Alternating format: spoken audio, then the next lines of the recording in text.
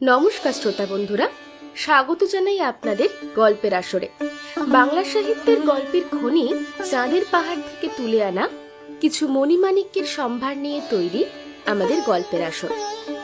আপনাদের জন্য আমাদের আগের দিনে নিবেদন করা অসাধারণ একটি অপারেশন থ্রিলার গল্প অপারেশন ইসরায়েল কিন্তু এসে গেছে। যারা শোনেননি তারা কিন্তু আফসোস করবেন। দারুণ একটি গল্প। এই গল্পটি শোনা হয়ে গেলে সেই শুনে নেবেন। আমাদের আজকের গল্পটি একটি রোমহর্ষক মাইথোলজিক্যাল থ্রিলার সাসপেন্স গল্প হতে চলেছে। গল্পের আসরে আমরা আজ আপনাদের জন্য নিয়ে হাজির হয়েছি লেখিকা সম্পূর্ণা সাহার কলমে লেখা নতুন একটি গল্প, অভিশপ্ত মূর্তি রহস্য। আর এই গল্পের শুরুতেই আপনাদের জন্য রেখে গেলাম একটা প্রশ্ন। সেই প্রশ্নের সঠিক উত্তর যদি আপনারা দিতে পারেন, পরের দিনের গল্পের শেষে শাউট আউট পর্বে নেওয়া হবে আপনাদের নাম। তাহলে গল্পটা মন দিয়ে শুনুন। আর প্রশ্নটা হলো, যে অভিশপ্ত দেবীর কথা এখানে বলা হয়েছে তার আসল নাম কি? কমেন্টে আপনার নাম এবং উত্তরটি লিখে জানাতে কিন্তু একদম ভুলবেন না। তাহলে শুরু করা যাক আমাদের গল্পের আসর। পূর্ণিমার রাত, চাঁদের রূপালী আলোয় ধুয়ে যাচ্ছে বিশ্ব চরাচরের সকল ক্লান্তি ও বিষণ্ণতা। শহর থেকে একটু দূরে প্রায় 10 একর জমির ওপর দাঁড়িয়ে আছে একটা বিশাল উঁচু পাঁচিল দিয়ে ঘেরা 3তলা প্রাসাদোপম বাড়ি। বাড়ির গায়ে অপূর্ব সুন্দর সব কারুকাজ করা। প্রধান ফটকের পাশে পাঁচিলের গায়ে শ্বেত পাথরের ফলকে লেখা সেনভিলা। প্রধান ফটক থেকে একটা সুদৃশ্য রাস্তা একদম বাড়ির সামনের সিঁড়ি পর্যন্ত বিস্তৃত। রাস্তার দুপাশে ছোট ছোট ফুলের সুন্দর বাগান, আর দুপাশে দুটো শ্বেত পাথরের ফোয়ারা দিয়ে দুধ সাদা জল পড়ে চলেছে অবিরত। এক পাশে একটা বিশাল পুল নীল জলে টলটল করছে। কিন্তু এমন পূর্ণিমা রাতেও কে জানে কিসের অভিশাপে বাড়িটা অন্ধকারে ডুবে আছে। চাঁদও যেন কিসের আতঙ্কে বাড়িটার প্রধান ফটকের বাইরে থমকে দাঁড়িয়েছে।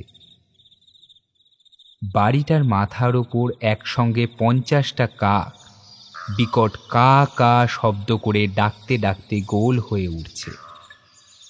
ঝিঝি পোকাগুলো সভয়ে গা ঢাকা দিয়েছে। বাড়িটার পিছন দিক থেকে একটা কুকুরের একটানা করুণ স্বরে কান্নার আওয়াজ আসছে। কুয়াশা ঘেরা বিশাল বাড়িটাকে এই মুহূর্তে একটা বিশাল দানবের মতো দেখাচ্ছে।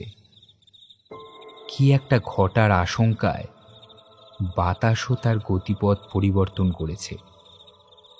বাড়ির মূল দরজা দিয়ে ভেতরে ঢুকলে দেখা যায় একতলা আর দোতলায় অন্ধকারের চাদর গায়ে জড়িয়ে সব সদস্য গভীর ঘুমে আচ্ছন্ন হয়ে আছে।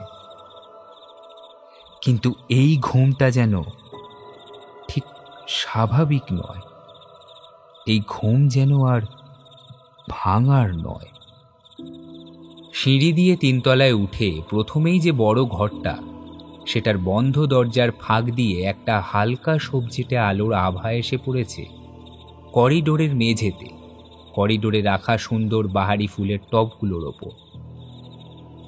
আর সেই আলোতে অজানা কোনো বিষক্রিয়ায় একটা একটা করে শুকিয়ে ঝরে পড়ছে গাছের পাতাগুলো। এই ঘরটার ঠিক উল্টো দিকে আরও একটা বিশাল বড় ঘর। সেই ঘরে নরম বিছানায় ঘুমিয়ে আছে বছর 22-এর একটি মেয়ে। ঘরের মধ্যে একটা মৃদু নীল আলো জ্বলছে। হঠাৎ করেই ঘরের তাপমাত্রা কমে হিমাঙ্কের নিচে চলে যাওয়ায় মেয়েটি ঘুমের মধ্যেও ঠান্ডায় কাঁপতে শুরু করল।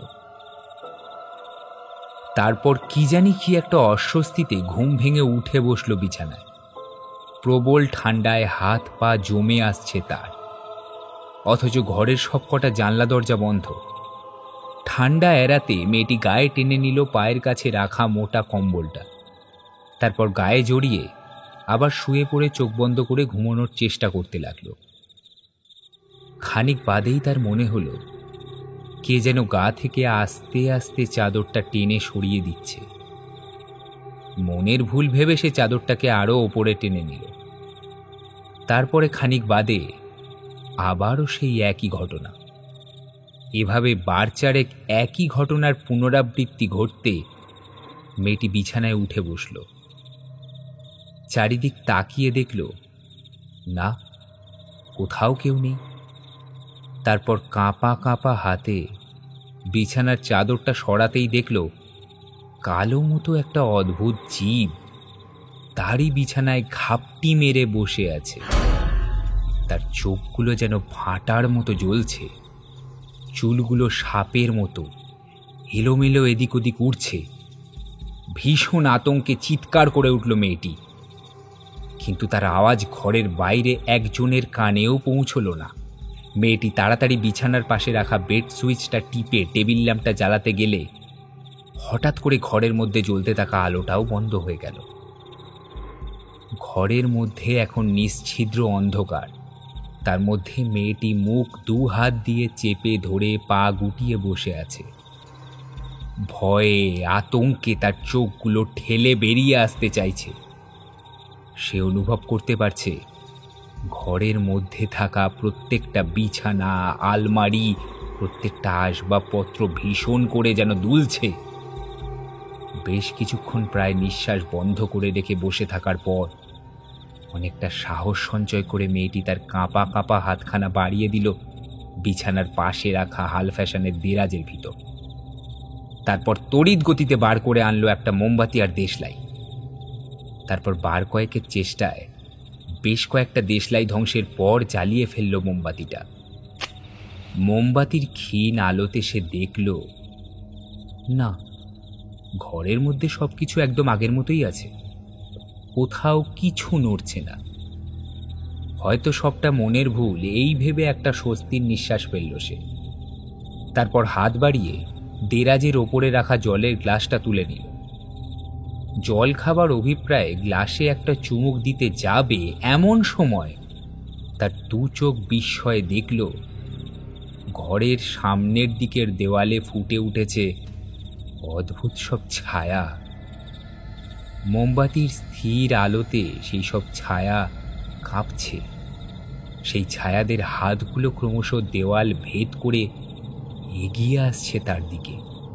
প্রবল আতঙ্কে মেয়েটির হাত থেকে জলের গ্লাসটা পড়ে গেল, আর ঠিক সেই মুহূর্তে কোথা থেকে আরো একটা ঠান্ডা বাতাস এসে নিভিয়ে দিল মোমবাতিটা। মেয়েটা সাহায্যের জন্য চিৎকার করতে চাইলেও তার গলা দিয়ে এই মুহূর্তে একটা আওয়াজও বের হচ্ছে না।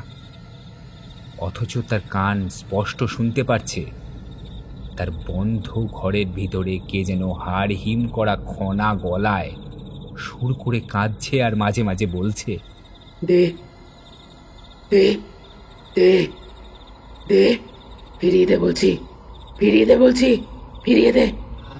মেয়েটির মনে হলো যেন আওয়াজটা আসছে ঠিক তার খাটের নিচ থেকে। সে বুঝে আসা গলায় প্রশ্ন করল, কে কে কে আছে? কোনো উত্তর নেই, শুধু একটানা গোঙানির শব্দ। মেয়েটি ধীরে ধীরে বিছানা থেকে নেমে মেঝেতে পা রাখল।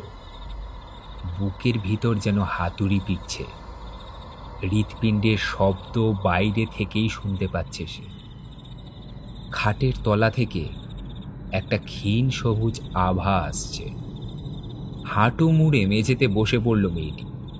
তারপর আস্তে আস্তে ঘাড় নিচু করে খাটের তলায় চোখ রাখল। মুহূর্তের জন্য নিঃশ্বাস বন্ধ হয়ে এলো তার। খাটের তলায় একটা অদ্ভুত জীব ঘাপটি মেরে বসে আছে।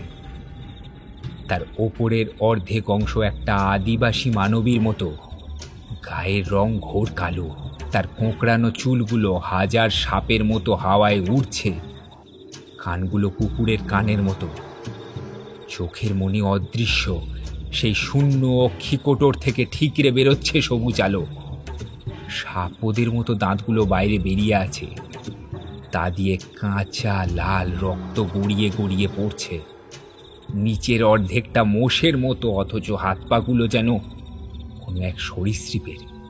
হাতে পায়ে বাঁকানো লম্বা লম্বা নখর। মেয়েটি দ্রুত উঠে দাঁড়াতে গিয়ে মেঝেতে পড়ে গেল। জন্তুটা খাটের বাইরে বেরিয়ে আসছে। মেয়েটা শরীরের সব শক্তি একত্রিত করে উঠে দাঁড়িয়ে দরজার দিকে ছুটল, কিন্তু তার চিরপরিচিত ঘরের দরজা নির্দিষ্ট স্থানে নেই। জানলা দরজা পরিবর্তিত হয়ে এখন পুরোটাই দেওয়াল। মেয়েটা বিস্ফারিত নেত্রে দেখল ঘরের 4টে দেওয়াল আস্তে আস্তে তার দিকে এগিয়ে আসছে। এগিয়ে আসছে সেই প্রাণীটিও। তার মুখে এখন লেগে আছে একটা কান এঁটো করা হাসি।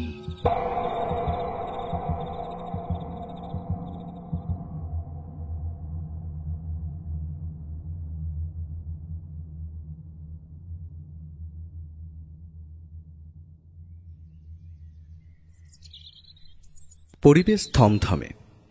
আপাতত গৃহে একটা খণ্ডযুদ্ধ বাধার লক্ষণ পাচ্ছি।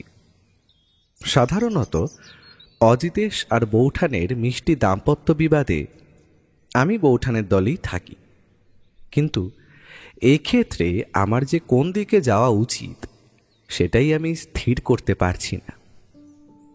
শহর থেকে কিছু দূরে একটা নামী আবাসিক বিদ্যালয় আছে।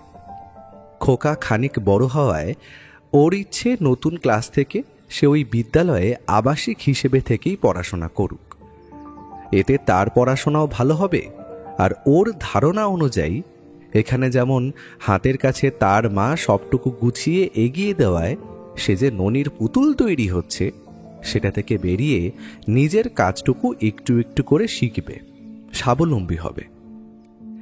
এই যে এখনকার সময়ে বাবা মায়েরা বাচ্চাদের সবটুকু গুলে খাইয়ে দিচ্ছে, তারা পরিশ্রম করেছে বলে বাচ্চাদের তুলোর মধ্যে মুড়ে রাখছে, বলার আগে সব প্রয়োজনীয় অপ্রয়োজনীয় জিনিস হাতের সামনে এগিয়ে দিচ্ছে, এটা ওর একদমই পছন্দ নয়। সে চায় বাচ্চারা নিজের চেষ্টায় শিখুক, বড় হোক। অতিরিক্ত সুযোগ সুবিধা, বিলাসিতার ঘর বিরোধী সে। ওর এহেন ইচ্ছার কথা শোনার পর থেকেই বৌঠান ফুঁসে উঠেছে। বলেছে, শোনো, আমার বাচ্চা কোথাও যাবে না, সে এখান থেকেই পড়াশোনা করবে। এতে তার পড়াশোনা হলে হবে, না হলে না হবে। 7টা নয়, 5টা নয়, একটা মাত্র আমার ছেলে, তাকেও তুমি দূরে করার ছক কষেছ। নিজে তো সারাদিন নিজের কাজ নিয়ে ব্যস্ত থাকো, একবারও ভেবে দেখেছো আমার দিনগুলো কিভাবে কাটে? আহা, তাই বললে কি চলে বলো? এভাবে আঁকড়ে আঁকড়ে রাখলে ও কিভাবে ওর ডালাপালা মেলবে বলো তো? ওদেরকে একলা ছাড়তে হবে, তবেই তো ওরা পরিস্থিতির সঙ্গে মানিয়ে নিতে শিখবে। কিন্তু সে তো ভুলবার নয়। বৌঠান রাগত স্বরে বলল, সে তুমি যাই বলো, খোকা কোথাও যাচ্ছে না, ব্যাস। একটা মায়ের কোল থেকে তার সন্তানকে কেড়ে নেওয়ার ফল কিন্তু কখনো ভালো হয় না, মনে রেখো এটা। বৌঠানের কথা শেষ হলো না, তার আগেই টেলিফোনটা বেজে উঠল। ও গিয়ে ফোনটা ধরল। হ্যালো, হ্যাঁ ব্রজেন্দ্রবাবু বলুন, কেন চিনতে পারবো না আপনাকে? হ্যাঁ, এখন বাড়িতেই আছি, আপনি চলে আসুন না। হ্যাঁ হ্যাঁ, বেশ বেশ, সামনাসামনি কথা হবে। কে ফোন করেছিল? ব্রজেন্দ্রবাবু ফোন করেছিলেন, চিনতে পারছো তো? আরে কলকাতার বিখ্যাত মনোরোগ বিশেষজ্ঞ ডাক্তার ব্রজেন্দ্র শেখর। উনি কোনো একটা বিষয়ে আমার সাহায্য চাই বললেন। ব্যাপারটা নাকি একটু গোল মেলে, তাই সামনাসামনি কথা বলতে চান। আসছেন বললেন। আমি মনে মনে ঠাকুরকে ধন্যবাদ দিলাম। যাক বাবা, আপাতত আসন্ন যুদ্ধ থেকে বাঁচলাম। বৌঠানের দিকে তাকিয়ে বললাম, বেশ, নতুন কোনো কেস আসছে তাহলে বোধহয়। বৌঠান দেখলাম আমাদের দুজনের দিকে একবার করে অগ্নিদৃষ্টি হেনে দুধ দাঁড়িয়ে রান্নাঘরের দিকে চলে গেল। ও সেদিকে তাকিয়ে মুচকি হাসল, তারপর বলল, দেখা যাক। প্রায় আধ ঘন্টা বাদে দরজায় কড়া নাড়ার শব্দ পেলাম। পুঁটিরাম গিয়ে দরজা খুলে দিল। কিছুক্ষণের মধ্যে যিনি হাসি মুখে বসার ঘরে প্রবেশ করলেন, এক সৌম্যকান্তি ব্যক্তিত্বময় বছর 60-এর এক ভদ্রলোক, যাকে দেখলেই মনটা ভালো হয়ে যায়। তার মুখের হাসি দেখেই মনে হয় একে মনের সব কথা খুলে বলা যায়। ও চেয়ার ছেড়ে উঠে দাঁড়ালো, বলল, আসুন ব্রজেন্দ্রবাবু, বসুন বসুন। এমন গুণীজনের পা পড়লো আমার বাড়িতে। আর পুটিরাম, চা জল খাবার নিয়ে এসো। আহা, এত ব্যস্ত হবেন না। ব্রজেন্দ্রবাবু আসন গ্রহণ করলে ও আমার সাথে ওনার পরিচয় করিয়ে দিল। পরিচয় পর্ব শেষ হতে পুটিরামের রেখে যাওয়া চা খেতে খেতে ব্রজেন্দ্রবাবু বললেন, তা যে কাজের জন্য আসা সেইটা খুলে বলি আপনাদের। কিছুদিন আগে আমার কাছে একটা স্পেশাল কেস আসে। এমন কেস আগে আমি কখনো হ্যান্ডেল করিনি। আমার মনে হয় এটা নিছক কোনো মনের রোগ নয়, এর শিকড় আরও অনেক গভীরে। আমার পরলোকগত বন্ধু বিখ্যাত আর্কিওলজিস্ট ডক্টর অমলেন্দু সেনের মেয়ে আমার কাছে আসে তার একটা অসুখ নিয়ে। তার বাগদত্ত তাকে আমার কাছে নিয়ে আসে। ইদানিং প্রত্যেক রাতে ঘুমের সময় নাকি সে অদ্ভুত সব ঘটনার সাক্ষী হচ্ছে, যার ব্যাখ্যা হয় না। কোনো একটা অদ্ভুত দর্শন জীব নাকি তাড়া করছে, সে নাকি তার গলা টিপে মারতে চায়। প্রথম প্রথম আমি ভেবেছিলাম এটা বোধহয় ওই স্লিপিং প্যারালাইসিস বা পাতি বাংলায় বোবায় ধরার কেস। এটা সাধারণত আমরা যখন REM অর্থাৎ দ্রুত চোখের আন্দোলন ঘুমের পর্যায়ে থাকি তখন আমরা সাধারণত স্বপ্ন দেখি। মস্তিষ্ক তখন আমাদের অঙ্গ প্রত্যঙ্গের পেশিগুলোকে নড়াচড়া করতে বাধা দেয়, যাতে স্বপ্ন দেখাকালীন আমরা নিজেকে আঘাত করতে না পারি। অথচ এই পর্যায়ে স্বপ্ন দেখার সময় যদি কারো হুঁশ ফিরে আসে অথচ সে তার হাত পা সঞ্চালন করতে অক্ষম হয়, তখন সে আধো ঘুম আধো জাগরণে হ্যালুসিনেট করে, বিভিন্ন জিনিস শুনতে পায়, অনুভব করে বা দেখতে পায় যেগুলো আদতে সেখানে নেই, যা প্রায়ই ভয়ের কারণ হয়ে দাঁড়ায়। সেরকম ডায়াগনোসিস করে আমি তাকে মেডিসিন দিই। এই মেডিসিনের প্রভাবে ওর একটানা 7 থেকে 8 ঘন্টা ঘুম হওয়ার কথা, কিন্তু তা হচ্ছে না। একই ঘটনার পুনরাবৃত্তি ঘটছে রোজ। এমনকি তার গলায় এখন অদ্ভুত সব আঙুলের ছাপ পাওয়া যাচ্ছে। কেউ যেন সত্যি ওর গলা টিপে ধরছে, ওকে মারার অভিপ্রায়। আচ্ছা, এমনও তো হতে পারে উনি নিজেই নিজের এই অবস্থা করছেন নিজের অজ্ঞাতেই। আমিও প্রথমে তাই ভেবেছিলাম, কিন্তু ওর গলায় দাগগুলো কোনো মানুষের আঙুল নয় অজিতেশবাবু।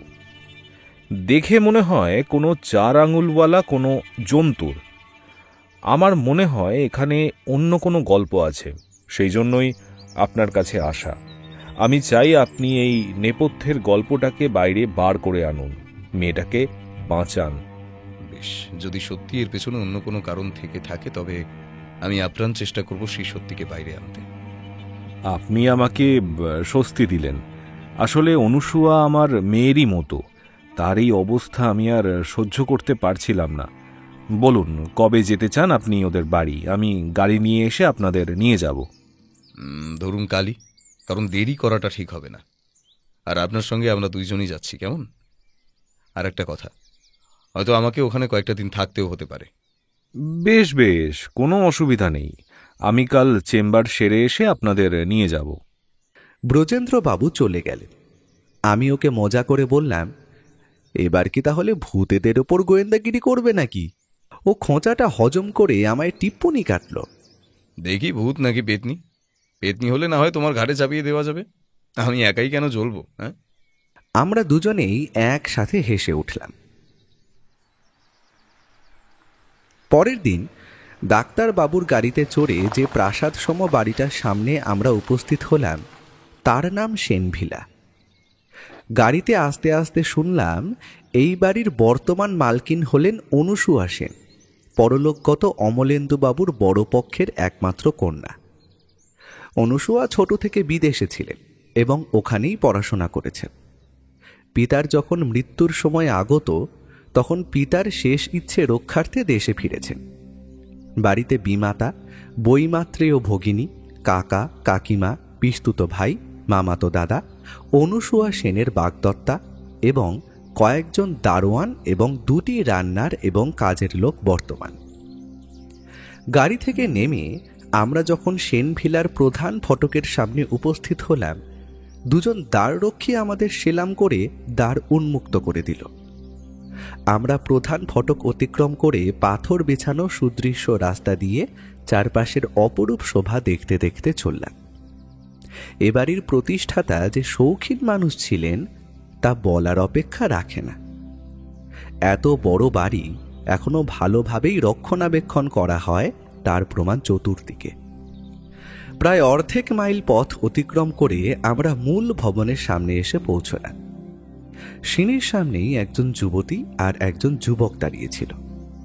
যুবতীর বয়স 22-এর আশেপাশে, গায়ের রং ধবধবে ফর্সা, ছিমছাম পাতলা গরম, মুখশ্রী বেশ সুন্দর। তেমন কোনো প্রসাধনীর আধিক্য না থাকলেও যুবতীটির গলায় একটা অদ্ভুত দেখতে সোনার লকেট নজর কাড়ে। পোশাক আশাকেও তার বিলাসবহুল আধুনিক জীবনযাত্রার পরিচয়ে পাওয়া যায়, কিন্তু তার চোখের তলায় গাঢ় কালি তার অনিদ্রা ও দুর্বিষহ জীবনের কথা বুঝিয়ে দেয়। মুখটাও ভীষণ শুকনো শুকনো। বুঝতে অসুবিধে হল না যে ইনি অনুসুয়া সেন। ব্রজেন্দ্রবাবু আমাদের সঙ্গে সকলের পরিচয় করিয়ে দিলেন। অনুসুয়া, ইনি হলেন অজিতেশ বাবু, বিখ্যাত সত্যান্বেষী, আর ইনি হলেন ওনার বন্ধু। অজিতেশ বাবু, ইনি হলেন অনুসুয়া এবং ইনি অনুসুয়ার ফিয়ন্সে মৃগাঙ্ক শেখর রায়চৌধুরী। অনুসুয়া দেবী এবং মৃগাঙ্কবাবু আমাদের নমস্কার জানালেন। আমরাও ওনাদের প্রতি নমস্কার জানালাম। আসুন, আপনারা ভিতরে আসুন। ডাক্তার কাকা, তুমিও এসো। না মা, আজকে আর ভিতরে গেলে চলবে না, চেম্বার আছে, এমনিতেই দেরি হয়ে গেছে। আমি পরে আসবো খন, তুমি এনাদের নিয়ে যাও। আশা করি তুমি খুব শীঘ্রই বিপদ থেকে মুক্ত হবে। বেশ, চলুন, আপনারা আপাতত আমাদের বৈঠকখানায় বসবেন। চলুন, অনেকটা দূর থেকে এসেছেন, একটু জলযোগ সেরে নেবেন, বসে কথা হবে। আমরা অনুসুয়া দেবীর সাথে একটা বিশাল হল ঘরে প্রবেশ করলাম। ঘরটা বেশ বড়, উঁচু সিলিং এবং দেওয়ালগুলো যুদ্ধ এবং বিজয়ের দৃশ্য আঁকা ট্যাপেস্ট্রি দিয়ে সাজানো। মেঝেটা পালিশ মার্বেল দিয়ে তৈরি, যা লম্বা জানলা দিয়ে ঠিকরে পড়া সূর্যের আলোতে জ্বলজ্বল করছে। ঘরের মাঝখানে একটা বড় মেহগিনি ডাইনিং টেবিল রাখা, তার চারপাশে মখমলের গদি আঁটা চেয়ার রয়েছে। টেবিলটায় সূক্ষ্ম চীনা এবং রূপালী ধাতুর পাত্র সাজিয়ে রাখা। ঘরের একপাশের একটা দেওয়াল লাগোয়া একটা গ্র্যান্ড পিয়ানো রয়েছে। এর জটিল খোদাই এবং চকচকে কালো ফিনিশিং যে কারিগররা এটা তৈরি করেছে তাদের দক্ষতার প্রমাণ দিয়ে চলেছে বছরের পর বছর। সিলিং থেকে অনেক বড় একটা ঝাড়বাতি ঝুলছে, তাদের ক্রিস্টাল প্রিজম ঘর জুড়ে এক মায়াবী আলো ছড়াচ্ছে। হলের একপাশে অ্যান্টিক জিনিসপত্রে ভরা একটি বিশাল আলমারি। ঘরের চারপাশে বেশ কয়েকটি প্লাস সোফা এবং আর্ম চেয়ার সাজানো আছে। এইসব গৃহসজ্জার সামগ্রী সেন পরিবারের বিলাসিতা এবং আরামের স্বাক্ষর বহন করে চলেছে। আমি আর ও চারিদিকটা দেখছিলাম। মঙ্গলাদি, মঙ্গলাদি, এখানে চা জলখাবার দিয়ে যাও। কিছুক্ষণের মধ্যেই একজন মধ্যবয়স্কা মহিলা এসে চা আর জল খাবার দিয়ে গেল। আমরা চারজনেই চায়ের পেয়ালা হাতে তুলে নিলাম। ও চায়ে একটা লম্বা চুমুক দিয়ে বলল, আচ্ছা, আমায় একবার বলতে পারেন ঠিক কি সমস্যা হচ্ছে আপনার? গোড়া থেকেই খুলে বলি তবে। আমি যখন বিদেশ যাই তখন আমি খুব ছোট। ওখানেই আমার বড় হয়ে ওঠা, পড়াশোনা। আমি কারিগরি বিদ্যায় স্নাতক। বিদেশেরই একটি নামকরা কোম্পানিতে কর্মরত ছিলাম। মৃগাঙ্কর সাথে আমার ওই দেশেই পরিচয়। ওর বাবা মা এদেশীয় ছিলেন, কিন্তু মৃগাঙ্কর জন্মের আগে থেকেই ওনারা ওদেশে সেটেলড, যদিও বর্তমানে ওনারা কেউই বেঁচে নেই।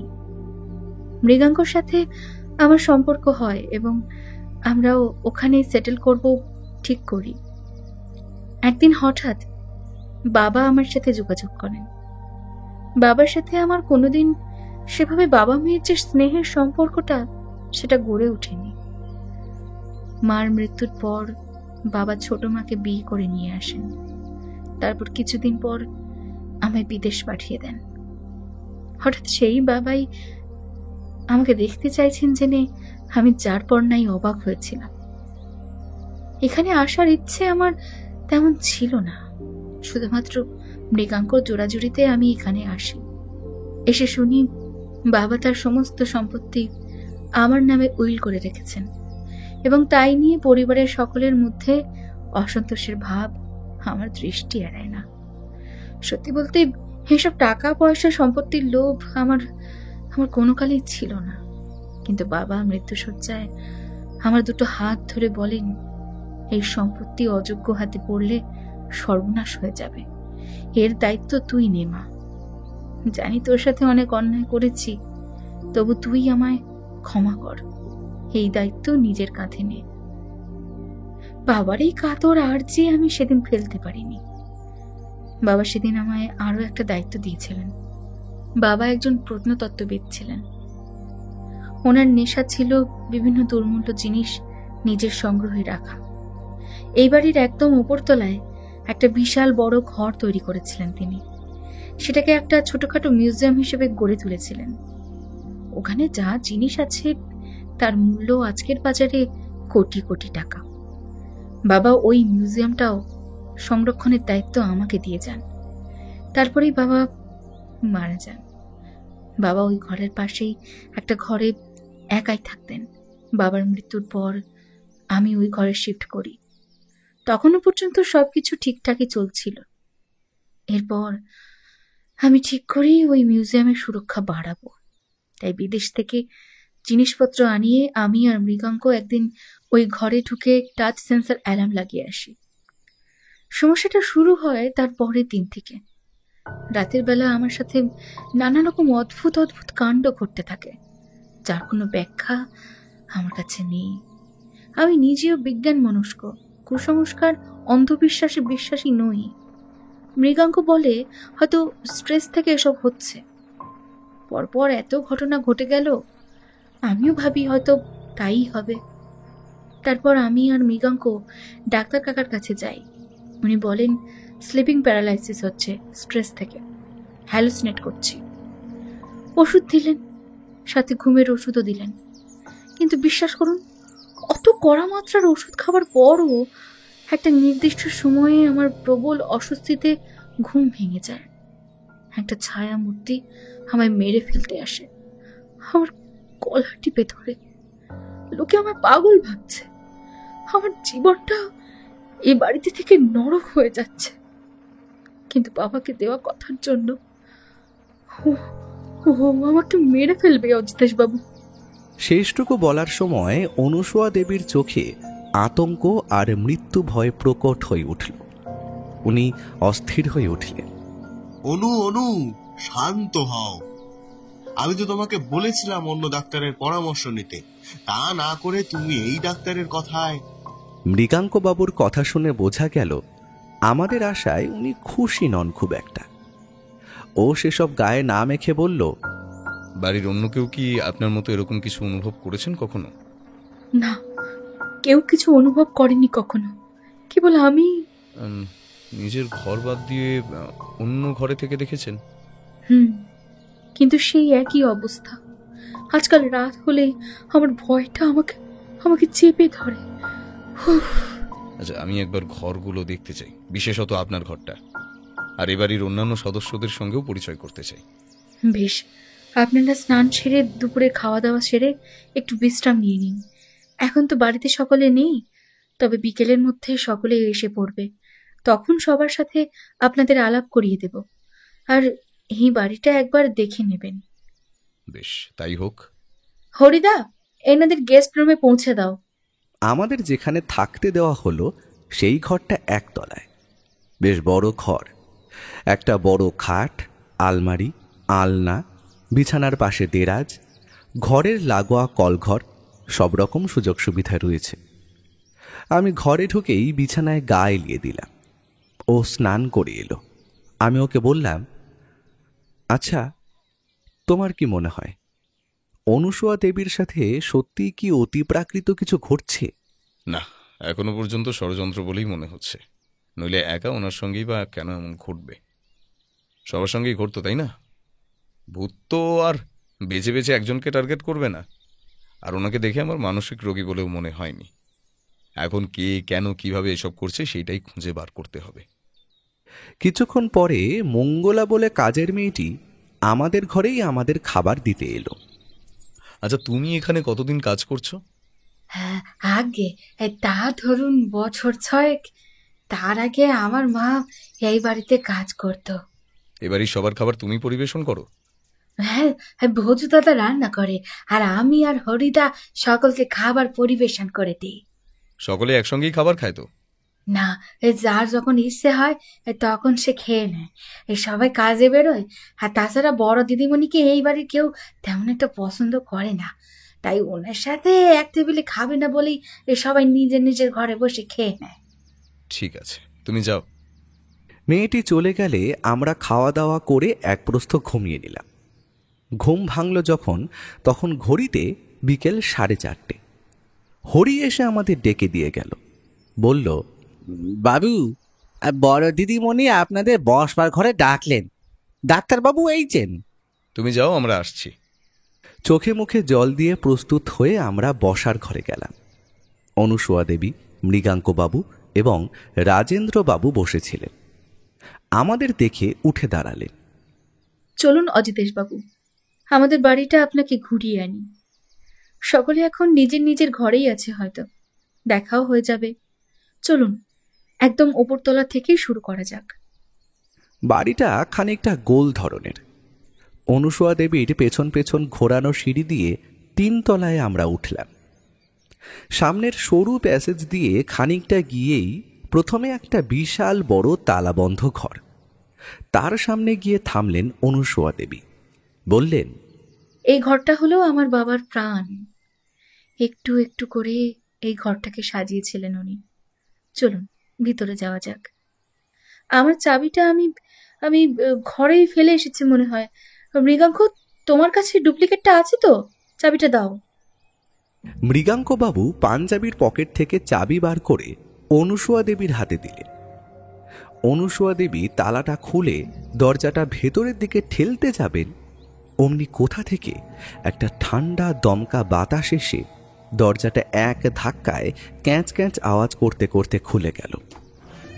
আমার বুকের ভেতরটা কেন জানি ধরাস করে উঠল। আমরা ঘরের ভেতরে ঢুকলাম। ঘরের ভেতরটায় নিশ্ছিদ্র অন্ধকার। তবু মনে হলো এই অন্ধকারের রং কালো নয়, খানিকটা সবুজাভ। অনুসূয়া দেবী ঘরের সবকটা আলো জ্বেলে দিলেন। অনুসূয়া দেবীর আলো জ্বেলে দেওয়ার সাথে সাথে আমরা যেন সময়ের হিমায়িত রাজ্যে পা রাখলাম। আপনারা নিজের মতো করে ঘুরে দেখুন। আমার এই বিষয়ে তেমন কোনো জ্ঞান নেই, তবে মৃগাঙ্ক আপনাদের সাহায্য করবে। ও আমার বাবার মতোই একজন প্রত্নতত্ত্ববিদ। আমি আরও চারিদিকটা বিস্ময়ে ঘুরে ঘুরে দেখতে লাগলাম। জাদুঘর কক্ষটি সামনের দিকে দৈর্ঘ্যে প্রস্থে অনেকটা প্রসারিত। এই ঘরের দেওয়ালগুলি মোটা, দামি কাঠের প্যানেলিং দ্বারা সজ্জিত, যা ঘরের মধ্যে একটা প্রাচীনতার বার্তা বরণ সৃষ্টি করেছে। একটা নরম আলো ঘরটার ভিতরে প্রদর্শিত ধনসম্পদগুলিকে পরিবেষ্টন করে আছে, যা তাদেরকে আরও অদ্ভুত, জটিল এবং রহস্যময় করে তুলেছে তার উষ্ণ আভা দিয়ে। কক্ষটি বিভিন্ন বিভাগে সংঘটিত এবং প্রতিটি বিভাগ একটি নির্দিষ্ট থিম বা যুগের জন্য নিবেদিত। বাঁদিকে সুউচ্চ তাকগুলিতে কাঁচের কেসের নিচে সাবধানে সংরক্ষিত রয়েছে প্রাচীন স্ক্রোল, সূক্ষ্ম পাণ্ডুলিপি এবং পরিমার্জিত পার্চমেন্টের একটি বিন্যাস। এই পাঠ্যগুলি বিভিন্ন হারিয়ে যাওয়া ভাষা এবং বিস্তৃত সভ্যতার প্রতিনিধিত্ব গ্রহণ করে। তাদের বিবর্ণ শব্দগুলি যেন দর্শকদের অতীতের রহস্য উদ্ঘাটন করতে আমন্ত্রণ জানায়। ও আর আমি এগুলো মাঝে মাঝে হাতে নিয়ে উল্টে পাল্টে দেখছিলাম। ঘরটার ভিতরে সবকিছু ঘুরে ঘুরে দেখতে দেখতে মনে হচ্ছিল যেন আমরা কোনো টাইম মেশিনে চড়ে পাড়ি দিয়েছি অতীত সভ্যতায়। আমরা ঘরের আরও ভিতরে যাওয়ার সাথে সাথে আরও একটা কৌতূহল বিভাগ আবিষ্কার করলাম। এখানে কাচের বয়ামের মধ্যে সংরক্ষিত রয়েছে বিভিন্ন নমুনা, প্রাচীন মুদ্রা, বিরল জীবাশ্ম এবং বিভিন্ন অদ্ভুত প্রাণী ফর্মালডিহাইডে ঝুলে আছে। ঘরের মাঝখানে প্যাডেস্টাল এবং ডিসপ্লে ক্যাবিনেটের একটি সিরিজ অলঙ্কৃত রয়েছে। এদিকটায় প্রাচীন শিল্পকর্মের নানান সংগ্রহ প্রদর্শিত হচ্ছে। এছাড়াও এই দিকটায় রয়েছে বিভিন্ন প্রাচীন সোনার গয়না, যা মূল্যবান রত্ন পাথরের সাথে এমবেডেড করা। ঘরের দেওয়ালগুলিতে জটিলভাবে খোদাই করা মুখোশ এবং দাঁড়িয়ে থাকা মূর্তিগুলি প্রতিটি যেন নিজেদের মধ্যে ফিসফিস করে নিজস্ব গল্প বলে চলেছে। মৃগাঙ্কবাবু আমাদের সাথে সাথেই হাঁটছিলেন, মাঝে মধ্যে মূর্তিগুলোর ইতিহাস বলছিলেন আমাদের। এসব মূর্তিগুলো কি সব আমাদের ভারতের?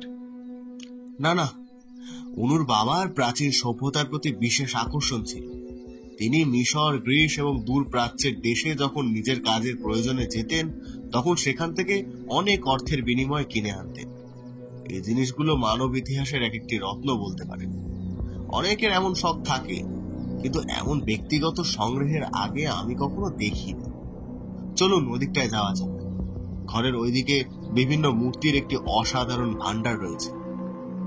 আমরা মৃগাঙ্কবাবুর সাথে ঘরের অন্য একটা দিকে গেলাম এবং সবিস্ময়ে দেখলাম এখানে বিভিন্ন ধর্ম ও পৌরাণিক কাহিনীর দেবতারা পাশাপাশি দাঁড়িয়ে আছেন। তাদের শান্ত বা ভয়ঙ্কর চেহারাগুলি চিরন্তন প্রেম বা ক্রোধে নিথর। এখানে প্রাণবন্ত রঙে সজ্জিত হিন্দু দেবদেবী থেকে শুরু করে প্রশান্তি বিকিরণকারী বৌদ্ধ মূর্তিও বিরাজমান।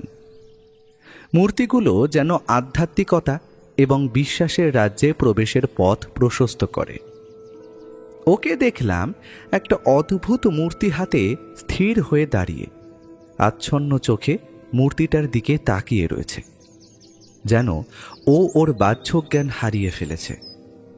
কিন্তু আমার মনে হলো মূর্তিটা এতটাই ভয়ঙ্কর দেখতে যে এটার দিকে এক দৃষ্টিতে তাকিয়ে থাকা যায় না। কেন জানি না, আমার শির দ্বারা বেয়ে একটা শীতল স্রোত প্রবাহিত হয়ে গেল। কই, এতক্ষণ তো এরকম কিছু অনুভব হয়নি আমার। তবে এই মূর্তিটার সামনে এসেই কেন? আমি কাঁপা কাঁপা স্বরে ওকে ডাকলাম, হেই, কি গো, শুনছ? তবু ওর কোনো সাড়া নেই। আমার হাত পা কেমন যেন অবশ অবশ লাগছিল, হাতটা যেন নাড়াতে পারছিলাম না। আমি তবুও আমার শরীরের সর্বশক্তি একত্র করে ওকে একটা ধাক্কা দিলাম। ও যেন একটা ঝাঁকুনি খেল। মূর্তিটা রেখে দিন অজিতেশ বাবু, সব জিনিস এভাবে স্পর্শ না করাই ভালো। হ্যাঁ হ্যাঁ হ্যাঁ বলে মূর্তিটা আবার রেখে দিল। আমরা জাদুঘরটা থেকে বেরিয়ে এলাম। ও এখন স্বাভাবিক। বাইরে এসে অনুসূয়া দেবীকে বলল, আচ্ছা, আমি যে মিউজিয়ামের বিভিন্ন জিনিসগুলো হাতে নিয়ে দেখছিলাম, কই অ্যালার্ম বেজে উঠলো না তো? এই যে রিমোটটা দেখছেন, এটা দিয়ে ঘরের সব কিছু কন্ট্রোল করা যায়। এটা সব সময় আমার কাছেই থাকে। এরপর অনুসূয়া দেবী আমাদের এই ঘরটার ঠিক উল্টো দিকের ঘরটায় নিয়ে গেলেন। এই ঘরটাও বেশ বড়, খাট, আলমারি এবং অন্যান্য দামি জিনিসপত্রে ঠাসা। ও খাটের তলা, আলমারি, অন্যান্য জিনিসপত্রগুলো পরীক্ষা করে দেখছিল। চলুন। অনুসুয়া, একটু দাঁড়াও। তোমার ওষুধগুলো শেষ হয়ে গেছে বললে না সকালে?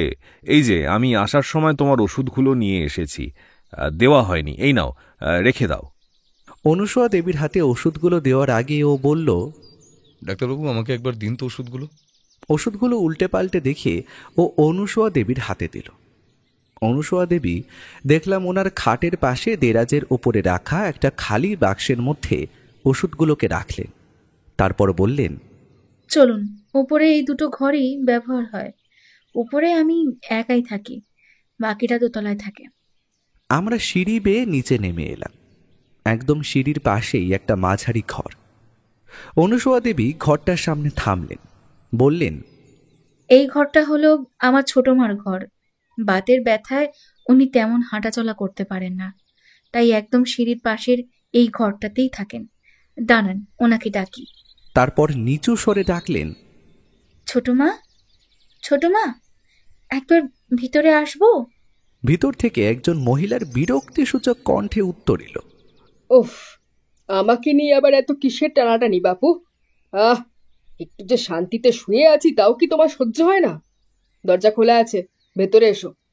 অনুসূয়া দেবীর মুখখানা মুহূর্তেই অন্ধকার হয়ে এলো।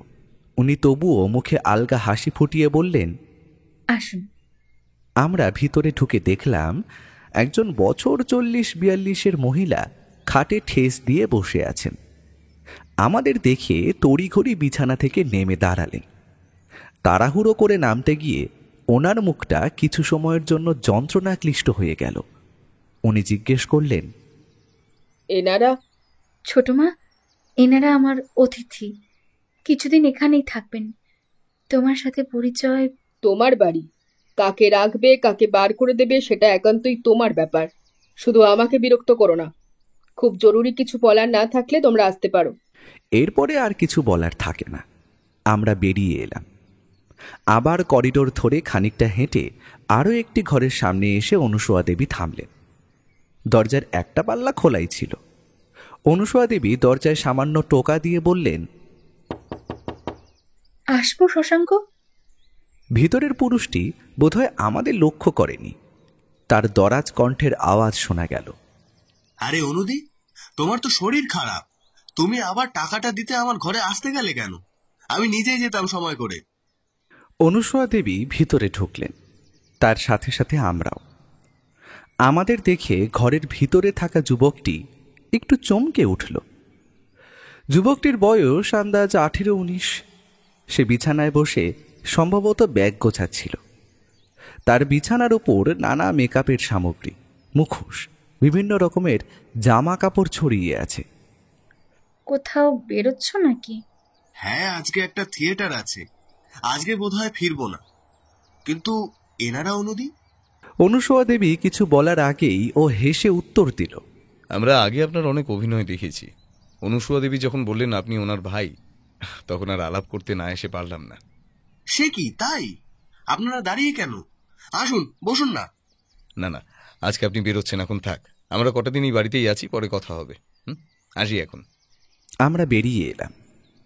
খানিকটা এগিয়ে যাওয়ার পর দেখলাম একটা ঘরের সামনে দাঁড়িয়ে একজন যুবতী তার কাঁধ ঝোলা ব্যাগ হাতড়ে কিছু যেন খুঁজছে। অরূপ, এই ফিরলি বুঝি? মেয়েটি আমাদেরকে দেখেও যেন দেখল না, দায় সারাভাবে উত্তর দিল, তারপর নিজে মনেই বলে উঠল, চাবিটা যে আবার কোথায় রাখলাম। আমি আরও মেয়েটির ঠিক পেছনেই দাঁড়িয়েছিলাম।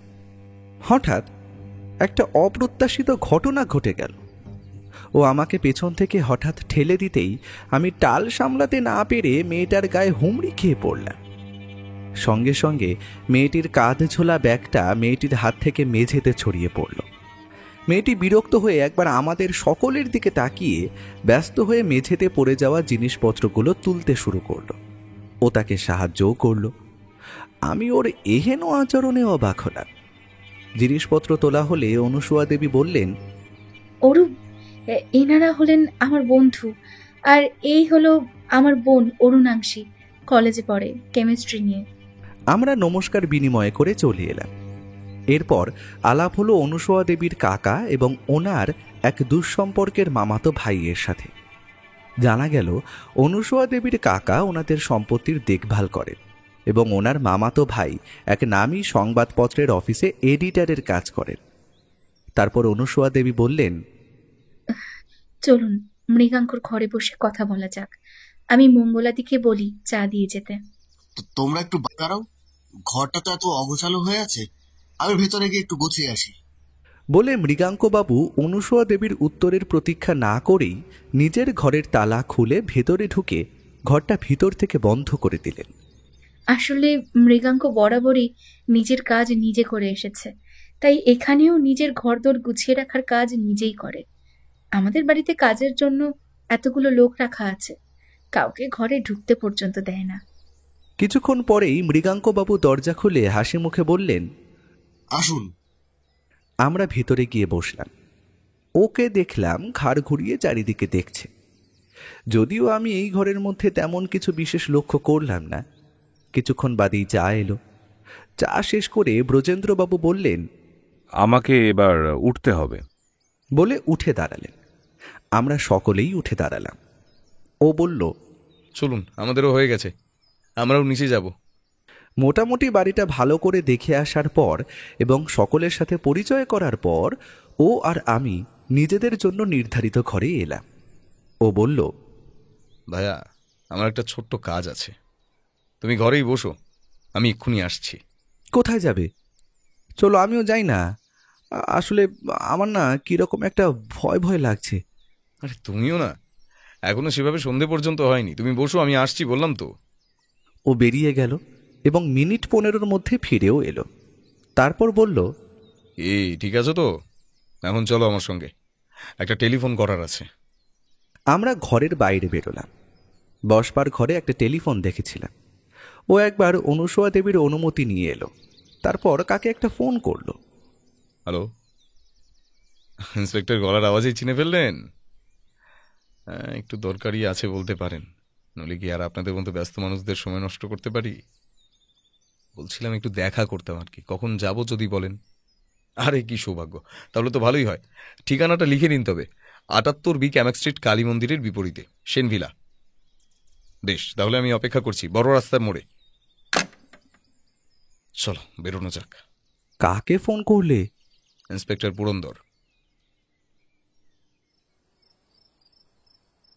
এখন প্রায় সন্ধে নেমেছে। আমরা বড় রাস্তার মোড়ে একটা বট গাছের নিচে দাঁড়িয়ে আছি। রাস্তার হলুদ বাতি জ্বলে গেছে কিছুক্ষণ আগে। আমরা যেখানটায় দাঁড়িয়ে আছি সেখানটা একটু অন্ধকার মতো। কেউ দাঁড়িয়ে থাকলে চট করে বোঝা যায় না। পুরন্দরবাবু এখনও আসেননি। আমরা রাস্তার দিকে চেয়ে অপেক্ষা করছিলাম। এমন সময় দেখলাম শশাঙ্কবাবু এসে আমাদেরই খানিকটা তফাতে দাঁড়ালেন। আমরা তাকে খেয়াল করলেও সে বোধ করি আমাদের খেয়াল করেনি। সে ট্যাক্সির জন্য অপেক্ষা করতে লাগল। খানিক বাদে পুরন্দরবাবুর জিপ এসে দাঁড়ালো আমাদের সামনে। ও ফিসফিস করে পুরন্দরবাবুকে বলল, হাতে সময় আছে তো? এই যে সামনে যাকে দেখছেন ওনার একটু পিছু নিতে হবে, তারপর বাকি কাজটা আপনাকে বলছি। গাড়িতে উঠে বসুন। আমরা গাড়িতে বসে অপেক্ষা করতে লাগলাম। কিছুক্ষণ পরই একটা ফাঁকা ট্যাক্সি এসে দাঁড়ালো। শশাঙ্কবাবু তাতে চড়ে বসলেন। ট্যাক্সি ছেড়ে দিল। পুরন্দরবাবুর জিপ তাকে অনুসরণ করতে লাগলো। গাড়িতে পুরন্দরবাবুকে ও বলল, নতুন কোনো কেস নাকি? তেমন কিছু না, একজন পরিচিতর সমস্যায় সাহায্য করার চেষ্টা করছি মাত্র। এই মক্কেল তাদের বাড়িরই একজন। ভাবে ঠিক লাগলো না, তাই ভাবলাম একটু তলিয়ে দেখি, যদিও এই কাজের জন্য আপনাকে ডাকিনি। দাঁড়ান। বলে ও পকেট থেকে একটা কাগজের খাম বের করল। তারপর বলল, এগুলোর ফিঙ্গারপ্রিন্ট টেস্ট করে আমায় দিতে হবে। পুরন্দরবাবু খামটা হাতে নিয়ে নিজের পকেটে ঢুকিয়ে বললেন, ঠিক আছে, কাজ হয়ে যাবে, কিন্তু এই মক্কেল তো দেখছি রেসের মাঠের দিকে যাচ্ছে। এই তাহলে থিয়েটারের নমুনা, বুঝলাম। শশাঙ্কবাবুর ট্যাক্সিটা রেসের মাঠের সামনে থামল। উনি ভাড়া মিটিয়ে চলে গেলেন। আমরাও নামলাম। পুরন্দরবাবুর সহায়তায় এখানে জিজ্ঞাসাবাদ করে ও বেশ কিছু তথ্য বার করল। জানা গেল শশাঙ্কবাবু রেসের মাঠে নিয়মিত আসেন এবং এই বাজারে তার অনেক টাকার দেনা। পাওনাদারেরা রোজ তাগাদা দিচ্ছে। এছাড়াও তার জুয়া খেলার নেশাও আছে। সেখানেও তিনি নিয়মিত হারেন এবং সকলকে এই বলে আশ্বাস দেন যে তিনি খুব তাড়াতাড়ি অনেক টাকার মালিক হয়ে যাবেন, তখন সব টাকা সুদ সমেত ফিরিয়ে দেবেন। ও পুরন্দরবাবুকে অবনীবাবু মানে অনুসূয়া দেবীর দুঃসম্পর্কের মামাতো ভাইয়ের সম্পর্কেও খোঁজ খবর নিতে বলল। পুরন্দরবাবু খুব তাড়াতাড়ি খবর নিয়ে আমাদের জানাবেন এই আশ্বাস দিয়ে আমাদের বড় রাস্তার মোড়ে নামিয়ে দিয়ে গেলেন। বেশ অনেকটা রাত হয়ে গিয়েছিল। আমি আর ও দ্রুত পায়ে সেনভিলায় পৌঁছলাম। অনুসূয়া দেবী মঙ্গলার সঙ্গে এসে আমাদের খাবার দিয়ে গেলেন। ও ওনাকে আশ্বস্ত করল যে খুব তাড়াতাড়ি সবটা ঠিক হয়ে যাবে। আমরা খাবার খেয়ে শুয়ে পড়লাম। নতুন জায়গা, তাই এত রকমের কথা শুনেছি যে আমার কিছুতেই ঘুম আসছিল না। আমরা নানা রকম গল্প করছিলাম। তার মধ্যেই আমি অজিতেশকে জিজ্ঞেস করলাম, তখন পুরন্দরবাবুকে ওটা কি দিলে? আস্তে আস্তে সব জানতে পারবে বন্ধু। টাকা পয়সা সম্পত্তি বড় বালাই। যার কিছুই নেই তারও রাতের ঘুম নেই, আবার যার অনেক আছে তারও রাতের ঘুম নেই। আর এই অনুসূয়া দেবীর সাথে ঘটে যাওয়া ভৌতিক সব ঘটনাগুলো? সেনভিলার পরতে পরতে অনেক রহস্য লুকিয়ে আছে বন্ধু। একটা একটা করে রহস্যের পর্দা ফাঁস করতে হবে। তবে এটুকু বলতে পারি, অনুসূয়া দেবী একসঙ্গে অনেকগুলো ষড়যন্ত্রের শিকার হচ্ছেন। আর এই ভৌতিক ব্যাপারগুলো আমার সাজানো বলেই মনে হয়।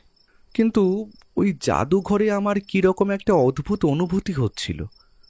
মনে হচ্ছিল ওখানে কিছু একটা না অদ্ভুত ব্যাপার আছে।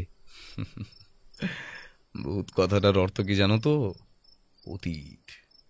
আর ওই জাদুঘরের সময় স্তব্ধ হয়ে আছে, অতীত ওখানে বন্দী, সুতরাং ওখানে তো ভূত আছে। তাই তোমার ভয় করছিল। অজিতেশ সশব্দে হেসে উঠল। ঘরের মধ্যে একটা বাতি জ্বলছিল। ঠিক সেই মুহূর্তে ওই বাতিটাও নিভে গেল। ঘরের মধ্যে নিশ্ছিদ্র অন্ধকার। ভয় আমার বুকটা ধরাস করে উঠল। গল্প করতে করতে অনেকটা রাত হয়ে গিয়েছিল। এমন সময় বৈঠকখানার বড় পেন্ডুলাম ঘড়িটা ঢং ঢং শব্দে জানান দিল রাত 12টা। ও বলল, দাঁড়ো, মোমবাতিটা জ্বালিয়ে দি। কারের পাশে দেরাজের উপর রেখেছিলাম, হাত বাড়ালেই পেয়ে যাব। কি হলো বলো তো? দেরাজটা গেল কোথায়? আমার ঠিক খাটের পাশেই তো ছিল। এমন সময় কাছেই কোথাও একটা কুকুর করুণ স্বরে কেঁদে উঠল। এই মুহূর্তের জন্য ওর গলাও যেন কেঁপে গেল। পর মুহূর্তে সে নিজেকে সামলিয়ে নিয়ে বলল, বোধহয় আমারই ভুল। তোমার পাশটা খুঁজে দেখো তো, পাও কিনা। আমি আমার দিকটা একটু হাতড়াতেই মোমবাতি সমেত দেরাজটা আবিষ্কার করলাম। কিন্তু আমার স্পষ্ট মনে আছে দেরাজটা ওর দিকেই ছিল। পেয়েছি, দাঁড়াও, মোমবাতিটা জ্বালি। আমি একটা দেশলাই ধরিয়ে সবেমাত্র মোমবাতিটা জ্বালিয়েছি, সঙ্গে সঙ্গে ঘরের বন্ধ করে রাখা জানলাটা শব্দ করে খুলে গেল। আর তার সাথে একটা হাড় কাঁপানো ঠান্ডা বাতাস ঘরের মধ্যে প্রবেশ করে মোমবাতিটা নিভিয়ে দিল। আতঙ্কের চোটে আমার হাত থেকে দেশলাইটাও পড়ে গেল। আর ঠিক এই সময় আমাদের খাটটা প্রবলভাবে দুলতে শুরু করলো। মনে হলো যেন কেউ ঠিক আমাদের পেছনে দাঁড়িয়ে খাটটাকে দুহাতে ধরে ঝাঁকাচ্ছে। আমরা স্পষ্ট ঘাড়ের কাছে একটা ঠান্ডা নিঃশ্বাস অনুভব করলাম। ও যতটা সম্ভব কঠিন গলায় বলল, কে কে কে আছো আমাদের ঘরে? সামনে এসো। পর মুহূর্তেই সবটা শান্ত। ও বিছানা হাতড়ে দেশলাইটা খুঁজে মোমবাতিটা জ্বালালো। আমি মনে মনে ভাবলাম, ভূতের হাতেই আজকে প্রাণটা যাবে বোধহয়। মোমবাতিটা জ্বালানোর সঙ্গে সঙ্গে ঘরের মধ্যে একটানা একটা গোঙানির শব্দ শুরু হলো। কেউ যেন সুর করে কাঁদছে। ও বিছানায় বসেই চিৎকার করলো, কে কে তুমি? কি চাও? আমরা তোমাকে সাহায্য করব, বলো। আমরা স্পষ্ট দেখলাম ঘরের মধ্যে দেওয়াল জুড়ে বিভিন্ন রকম ছায়া ফুটে উঠতে লাগলো। গোঙানির আওয়াজটা ক্রমশ আমাদের দিকে এগিয়ে আসতে লাগলো। তারপর যেন আওয়াজটা খাটের নিচে থেকে আসছে বলে আমাদের মনে হলো। আমি ওর হাতটা খামচে ধরলাম। ও হাতটা ছাড়িয়ে নিয়ে আমায় ইশারা করলো খাটের উল্টো দিক থেকে নিচে দেখতে, আর সে অন্য দিক দিয়ে নিচটা দেখবে। মোমবাতিটা দেরাজের উপর রাখা ছিল। ওইটুকু আলোয় ঘরের সামান্য অংশই আলোকিত হয়েছে। দেওয়াল জুড়ে আলোর রেখা দেখা গেলেও মেঝে এবং খাটের নিচের দিকটা এখনো অন্ধকারে আচ্ছন্ন। প্রবল অনিচ্ছা সত্ত্বেও অনেকটা সাহস সঞ্চয় করে আমি মেঝেতে পা রাখলাম।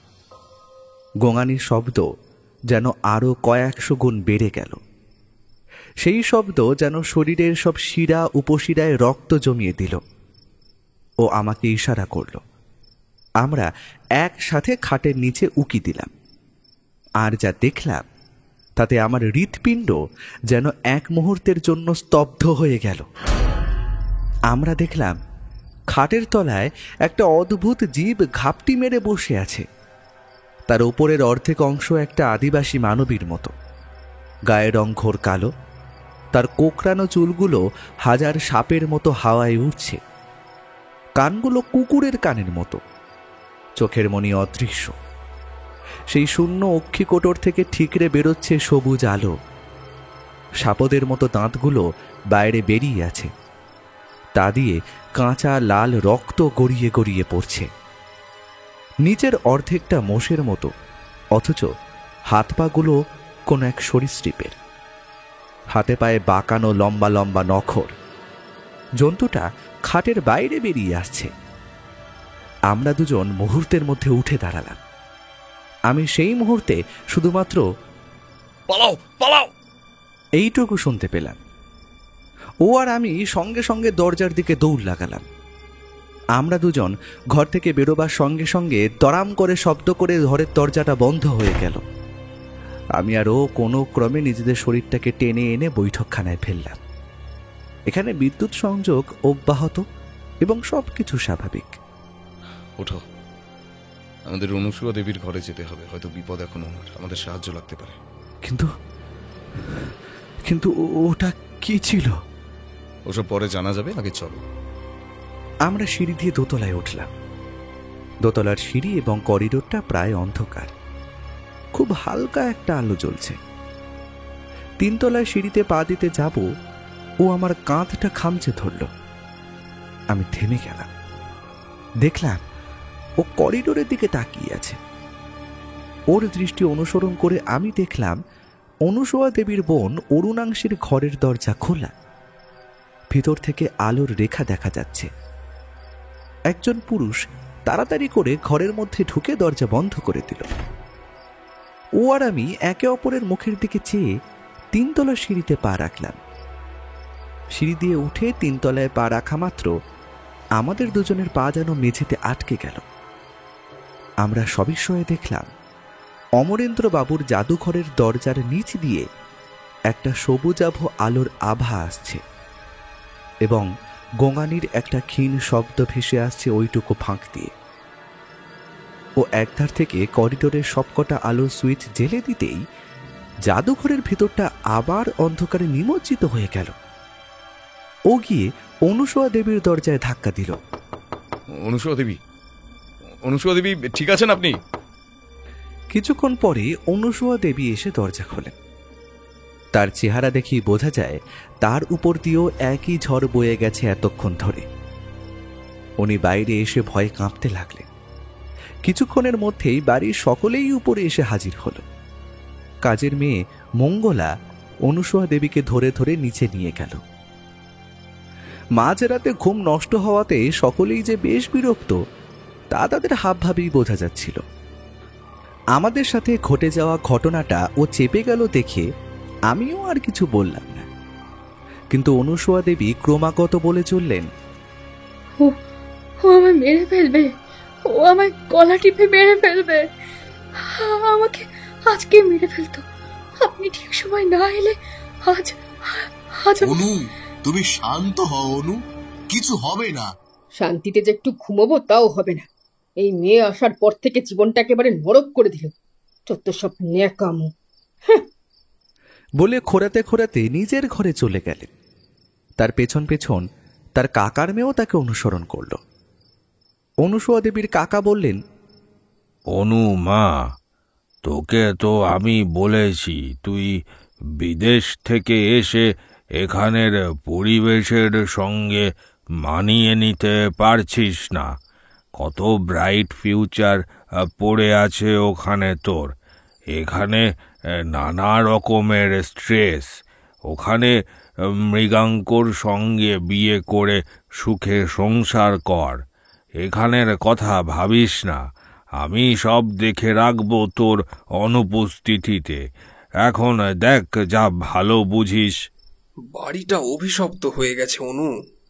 আমি বলি কি, বাড়িটা সময় থাকতে থাকতে বিক্রি করে দে। পরে আর নিজেরাও থাকতে পারবো না, আর বিক্রিও হবে না। বরং এখন বিক্রি করলে টাকা আসবে, তুই সেই টাকা দিয়ে আবার বিদেশ ফিরে যা। অনুসূয়া দেবী দুহাতে নিজের মুখ ঢেকে কেঁদে উঠলেন। মৃগাঙ্কবাবু বললেন, অনু, অনেকটা রাত হয়েছে, যাও ঘুমিয়ে পড়ো গিয়ে। এসব তোমার মনের ভুল অনু, ওষুধে কাজ হচ্ছে না তোমার। আমি কালই ভালো ডাক্তারের অ্যাপয়েন্টমেন্ট নিয়ে আসবো তোমার জন্য। বলে ঘরে চলে গেলেন মৃগাঙ্কবাবু। ও মঙ্গলাকে অনুসূয়া দেবীর জন্য এবং আমাদের জন্য 3 গ্লাস জল আনতে বলল। মঙ্গলা চলে গেলে ও অনুসূয়া দেবীর উদ্দেশ্যে বলল, আপনার গলায় তো অনেকটা কেটে গেছে, আপনি হাতটা খুলুন। হাতটার জন্য এই কেটে যাওয়া অংশটা আরো ছড়ে যাচ্ছে। হাতটা খুলে ওষুধ লাগিয়ে নিন আগে। এই হারটা আমি মৃগাঙ্ক দিয়েছে। এটা আমাদের ভালোবাসার চিহ্ন। কখনো এটা আমার গলা থেকে খুলতে বারণ করেছে। আমার কষ্ট হচ্ছে না, আমি ওষুধ লাগিয়ে নেব পরে। আমার কষ্ট শুধু হচ্ছে এটা ভেবে যে আমার নিজের লোকেরা কেউ আমায় বিশ্বাস করছে না। মঙ্গলা এসে 3 গ্লাস জলে রেখে গেল ও এক চুমুকে সবটা জল শেষ করে অনুসূয়া দেবীকে বলল, আমরা আপনাকে বিশ্বাস করছি অনুসূয়া দেবী, বিশ্বাস করতে বাধ্য হচ্ছি যে এই বাড়িতে কিছু একটা অতিপ্রাকৃত শক্তি আছে, কারণ আপনার সঙ্গে যা কিছু ঘটে তাই আজকে রাতে আমাদের সঙ্গেও ঘটেছে। আর আমার বিশ্বাস এটা কোনো মানুষের কাজ নয়। আপনাকে আরও একটা কথা বলে রাখি, এই অতিপ্রাকৃত শক্তির বাসস্থান আপাতত আপনার বাবার জাদুঘরে। কি বলছেনটা কি আপনি? আমি ঠিকই বলছি অনুসূয়া দেবী, তবে আজকে আমাদের পক্ষে কিছুই করা সম্ভব নয়। যা করার কাল দিনের আলো ফুটলে করতে হবে। সেই রাতটা আমাদের কোনো মতে কাটল। সকাল হতেই ও আর আমি বেরিয়ে পড়লাম। ও বড় রাস্তার মোড়ে গিয়ে ট্যাক্সি ধরল। আমি বললাম, কোথায় যাচ্ছি আমরা? প্যারানর্মাল ইনভেস্টিগেটর প্রিয়নাথ ব্যানার্জির কাছে। পুরো রাস্তা আমাদের মধ্যে কোনো রকম কথা হলো না।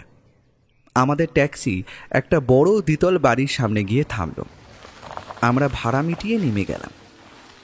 ও বাড়ির দরজায় কড়া নাড়তে দরজা খুলে গেল। একজন বছর 40-এর ভদ্রলোক দরজা খুললেন। হাসি মুখে বললেন, আরে অজিতেশ, এসো এসো, ভিতরে এসো, তোমার জন্যই অপেক্ষা করছিলাম। আসলে সকালে তোমার ফোনটা পাওয়ার পর থেকেই সবটা জানার জন্যে মনটা ছটফট করছিল আমার। আমি আর ও ঘরের ভিতরে গিয়ে বসলাম।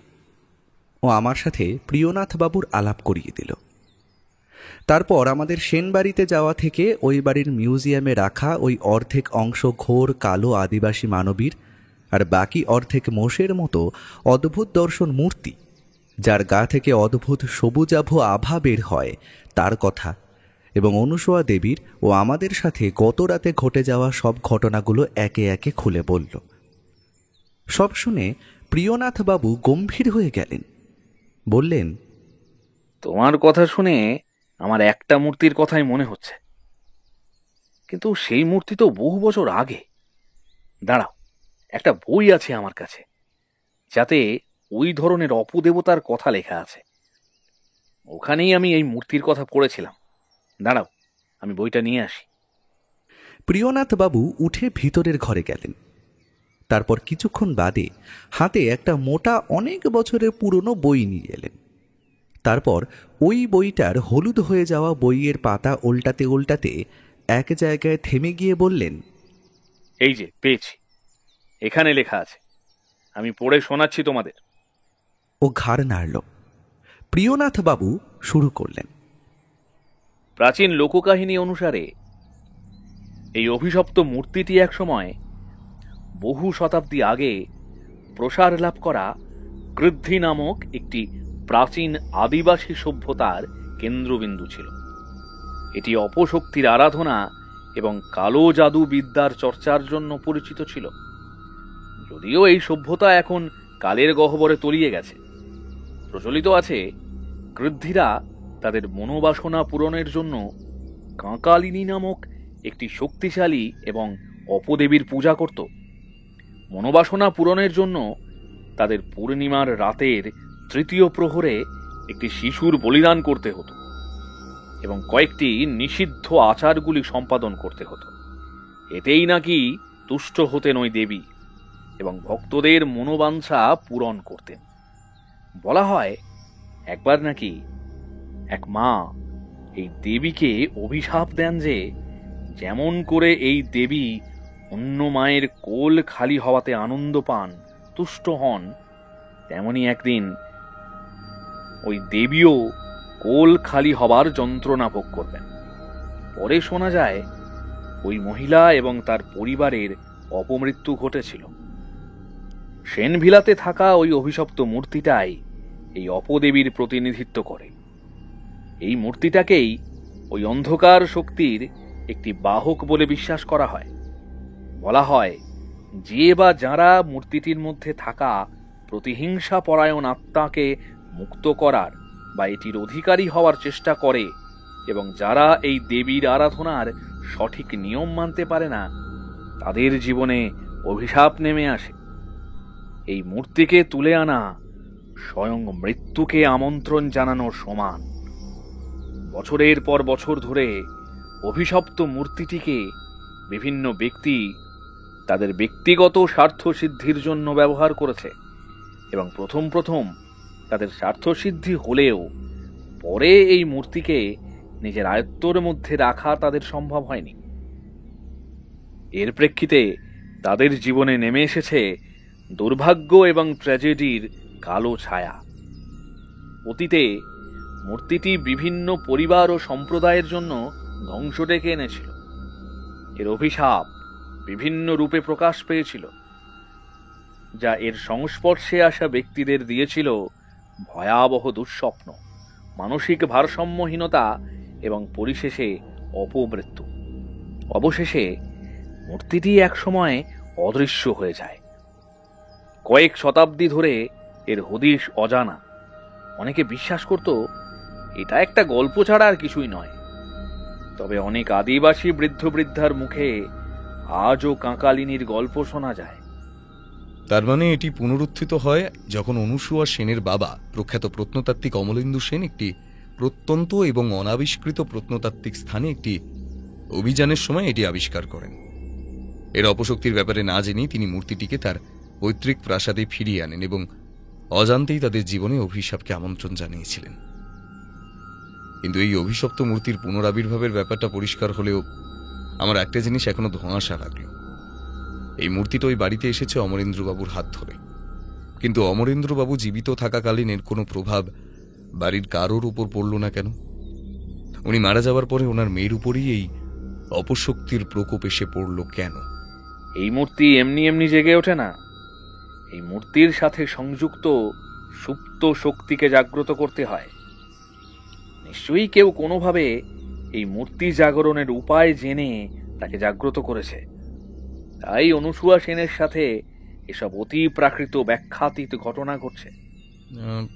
আচ্ছা, এই বইতে ওই কাঁকলিনীর কোনো ছবি আছে? হ্যাঁ, আছে তো, এই দেখো। ও আর আমি বইটার ওপর ঝুঁকে পড়লাম। ও ভালো করে মূর্তিটা দেখে বলল, ভায়া, ভালো করে দেখো তো, এই মূর্তিটা আর আমাদের দেখা মূর্তিটার মধ্যে কোনো তফাৎ বুঝতে পারছো কিনা? আমি আরও একবার ভালো করে ছবিটা দেখে বলে উঠলাম, হ্যাঁ, এই ছবিতে মূর্তিটার বুকের কাছে আরও দুটো ছোট ছোট বাচ্চা প্রাণীর মূর্তি আছে, কিন্তু অমরেন্দ্রবাবুর জাদুঘরে রাখা মূর্তিটায় তো সেটা ছিল না। সে কি? তার মানে এতদিন পরে কাঁকালিনীকে দেওয়া অভিশাপ ফলেছে। কেউ ইচ্ছাকৃতভাবে কাঁকালিনীর সন্তানদের তার কাছ থেকে আলাদা করেছে, আর তাই জেগে উঠেছে কাঁকালিনী। মনে আছে বন্ধু, তোমার বৌঠান সেদিন কি বলছিল? মায়ের থেকে সন্তানদের আলাদা করার ফল কখনো ভালো হয় না। কাঁকালিনী দেবী হলেও তিনি তার কর্মের ফল এত বছর পর পাচ্ছেন। এদিকে তার সন্তানদের আলাদা করার ফল পাচ্ছেন অনুসুয়া দেবী। কিন্তু অনুসুয়া দেবী কেন? আচ্ছা প্রিয়নাথ বাবু, এর থেকে মুক্তির কি কোনো উপায় আছে? একটাই উপায়, দেবীর সন্তানদের তার কাছে ফিরিয়ে দিতে হবে। কিন্তু আমরা কি করে জানবো যে কোথায় আছে ওই দুটো ছোট ছোট মূর্তি? আর কেই বা এরকম কাজ করলো? দেবী কাঁকালিনী বারবার অনুসুয়া দেবীর উপরে তার অপশক্তির প্রয়োগ করছেন। তার মানে মূর্তি দুটো কোনোভাবে অনুসুয়া দেবীর কাছেই আছে। দ্বিতীয় প্রশ্নটার উত্তর খুঁজতে আমি তোমাদের একটা তথ্য দিয়ে সাহায্য করতে পারি।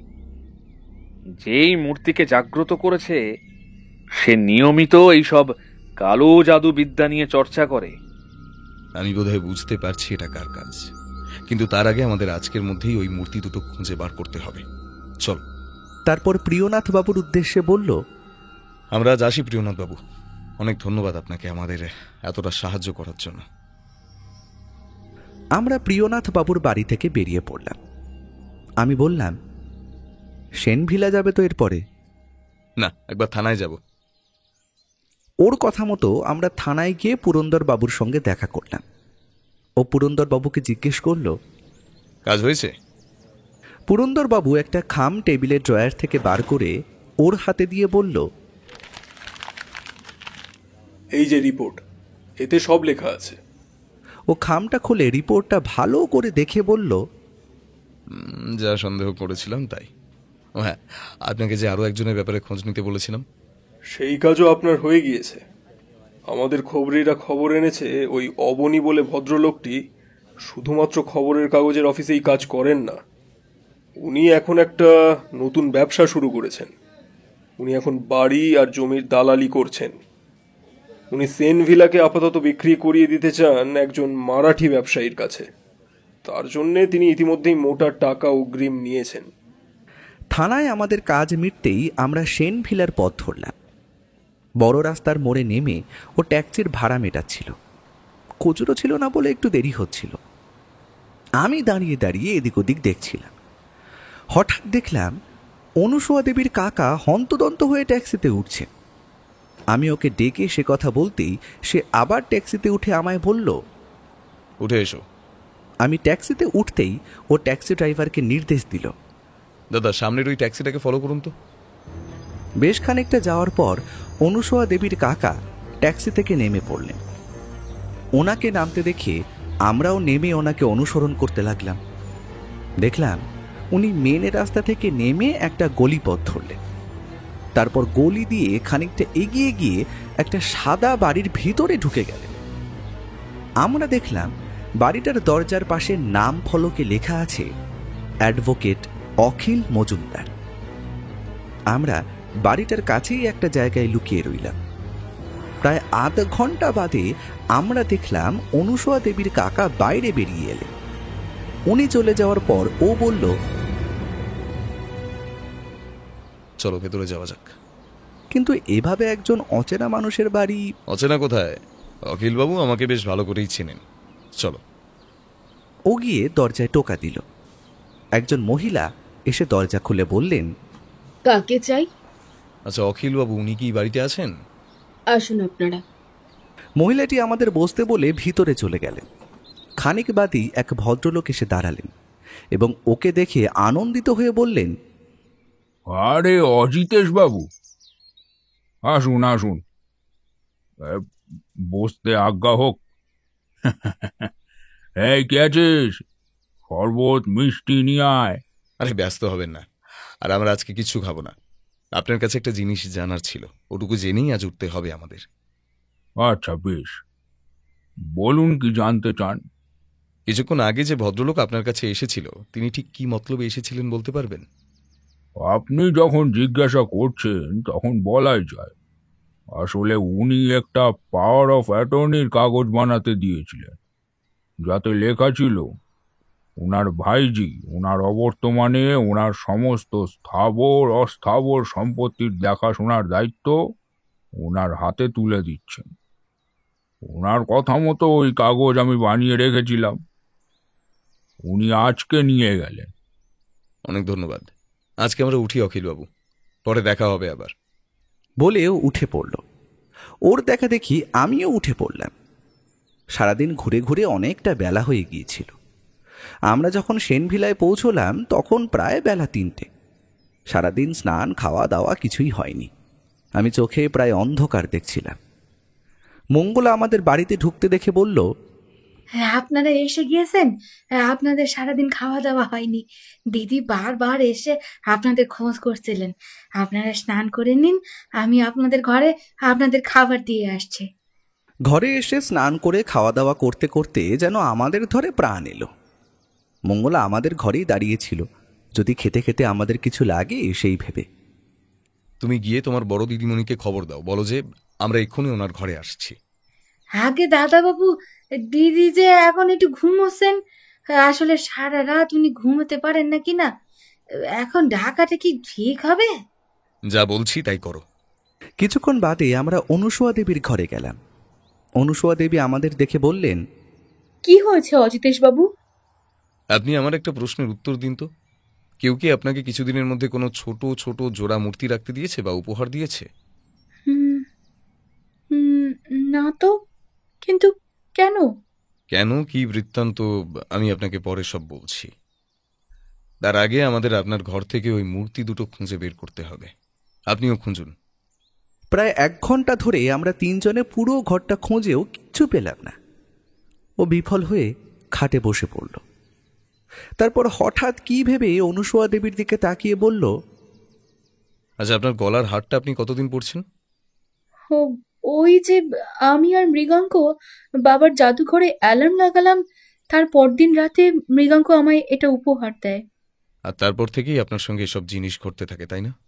অনুসূয়া দেবী এবং আমি দুজনেই চমকে উঠলাম। কি বলতে চাইছেনটা কি আপনি? প্রশ্ন না করে উত্তর দিন অনুসূয়া দেবী। বলতে গেলে তাই। আজকে তো রবিবার, সবাই নিশ্চয়ই বাড়িতেই আছেন এখন। সবাইকে একবার ডেকে পাঠান, এখানে নয়, আপনার বাবার জাদুঘরে। কিছুক্ষণের মধ্যেই জাদুঘরে বাড়ির সকলে উপস্থিত হলো। ও এবার অনুসূয়া দেবীকে বলল, আচ্ছা, আপনার গলার হারখানা খুলে একবার আমার হাতে দিন তো। ওর এই কথায় মৃগাঙ্কবাবু সাপের মতো ফুঁসে উঠে বললেন, আপনারা একটু বেশি বাড়াবাড়ি করে ফেলছেন নাকি? গোয়েন্দাগিরি ফলাচ্ছেন? এই ডাক্তার আর আপনারা একসঙ্গে ষড়যন্ত্র করছেন না? ইচ্ছে করে অনুকে ঠিক ওষুধ না দিয়ে পাগল বানিয়ে রেখে এখন আবার এসব নাটক করছেন। মৃগাঙ্কবাবুর কথায় ওর চোয়াল শক্ত হলো। ও কঠিন গলায় বলল, কে কি ষড়যন্ত্র করছে সেটা এক্ষুনি সকলের কাছে স্পষ্ট হয়ে যাবে মৃগাঙ্কবাবু। আপনি চিন্তা করবেন না, আমাদের কাজ আমাদের করতে দিন। কি হলো অনুসূয়া দেবী, দিন। অনুসূয়া দেবী ওনার গলার ওই অদ্ভুত লকেট সহ হারটা খুলে ওর হাতে দিল। মৃগাঙ্কবাবু একপাশে দাঁড়িয়ে আহত বাঘের মতো ফুঁসতে লাগলো। ও হারটা হাতে নিয়ে ভালো করে লকেটটা ঘুরিয়ে ঘুরিয়ে দেখতে লাগলো। তারপর লকেটের একধার থেকে টেনে বার করে আনলো একটা ছোট্ট খিল। খিলটা টেনে বার করে আনতেই লকেটটা দুভাগে ভাগ হয়ে খুলে গেল, আর ভিতর থেকে বেরিয়ে এলো ছোট ছোট দুটো অদ্ভুত মূর্তি। ঠিক সেই মুহূর্তে ঘরের মধ্যে প্রবল ভূমিকম্প সৃষ্টি হলো। ও টলমল পায়ে কাঁকালিনীর মূর্তির কাছে এগিয়ে গেল। কাকালিনীর মূর্তির সবুজ আভা যেন দ্বিগুণ বৃদ্ধি পেয়েছে। ও মূর্তিটাকে হাতে নিয়ে বলল, তোমার অভিশাপের পালা সাঙ্গ হলো দেবী। তোমার সন্তানদের তোমার কাছে ফিরিয়ে দিলাম, চলে যাও এই বাড়ি ছেড়ে। বলে মূর্তি দুটোকে কাকালিনীর মূর্তির কাছে দিতেই মূর্তিটায় একটা বিরাট সবুজ আলোর বিচ্ছুরণ হলো, আর প্রায় সঙ্গে সঙ্গেই বিকট আওয়াজ করে মূর্তিটা ভেঙে গুঁড়ো গুঁড়ো হয়ে গিয়ে বাতাসে মিলিয়ে গেল। সঙ্গে সঙ্গে পরিবেশ আবার শান্ত। সবাই অবাক হয়ে ওর দিকে তাকিয়ে আছে। ও এরপর সকলের দিকে তাকিয়ে বলল, আপনারা নিজেরা নিজেদের কুকীর্তির কথা স্বীকার করবেন নাকি আমাকেই সেই শুভ কাজটা করতে হবে? ঘরের মধ্যে পিন পতন নিস্তব্ধতা। ও বলল, ঠিক আছে, আমি শুরু করি। অনুসূয়া দেবী, এই বাড়িতে আপনার পরিবারে এমন একজনও নেই যে আপনার শুভাকাঙ্ক্ষী। আপনার বোন অরুণাংশী প্রত্যেকবার রাজেন্দ্রবাবুর দেওয়া ওষুধ পাল্টে আরো কড়া ডোজের ওষুধ রেখে দিত। আমরা সবাই জানি ঠিক মাত্রার ওষুধ যেমন মানুষকে জীবন দিতে পারে, তেমনি মাত্রার এদিক ওদিক হলে মানুষের জীবন হানিও হতে পারে। আর ওষুধের সম্পর্কে বেশ ভালোই জ্ঞান ছিল আপনার বোন অরুণাংশী দেবীর। আপনার সৎ বোন আপনাকে একদম সহ্য করতে পারত না, আর তাই সুযোগ বুঝে পাল্টে দিত আপনার ওষুধ। কি প্রমাণ আছে আপনার কাছে? Fingerprint report. কালকে যখন অরুণাংশী দেবী নিজের ঘরে ঢোকার জন্য চাবি বার করছিলেন, তখনই আমি ওনার ব্যাগের মধ্যে আপনার ওষুধের মতোই ওষুধের প্যাকেট দেখতে পাই। আমার সন্দেহ নিরসন করতে আমি আমার বন্ধুকে ওনার গায়ে ঠেলে দিতেই ওনার হাত থেকে ব্যাগটা পড়ে যায়। আমি ওনাকে জিনিসপত্র কুড়িয়ে নিতে সাহায্য করার ভান করে একটা প্যাকেট তুলে নিজের কাছে রেখে দিই। পরে বাইরে গিয়ে আপনার ঘরের নিচে ঝোপের মধ্যে আপনার ফেলে দেওয়া খালি ওষুধের প্যাকেটগুলো দেখতে পাই, এবং এও দেখতে পাই যে রাজেন্দ্রবাবু যেই ওষুধ আপনার হাতে দিলেন, এই ওষুধের খালি প্যাকেটগুলো সেই ওষুধেরই হলেও তার মাত্রা অনেকটা বেশি, ঠিক আপনার বোনের ব্যাগে থাকা ওষুধের মাত্রার সমান।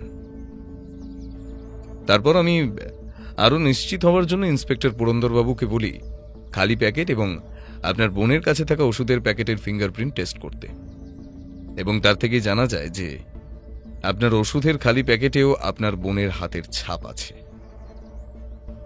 আপনার সঙ্গে আপনার বোনের যা সম্পর্ক, তাতে নিশ্চয়ই উনি আপনাকে ওষুধ খাইয়ে দিতেন না, তাই সহজেই 2 2 4 করা যায়। ওর কথায় অরুণাংশী দেবীর মুখ কালো হয়ে এলো। উনি মাথা নিচু করে দাঁড়িয়ে রইলেন। এবার আসি আপনার কাকার কথায়।